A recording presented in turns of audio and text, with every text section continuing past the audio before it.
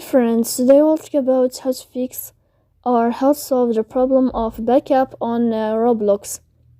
To know how to fix or how to solve backup on Roblox, you should just go to settings. After that, you can click on apps, default apps, app settings. Here in this list, you'll enter to the window of Roblox and you will enter here in this page. After that, in this page of app info, you can click on first stop and you can click OK. Then you will enter to the window of storage.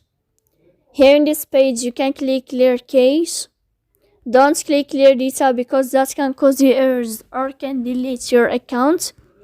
In the end, you can go to Play Store. You can update your app if you will find here updating this blue sign. So please don't forget to support us by like and subscribe. See you next time in another video, and thank you for your attention.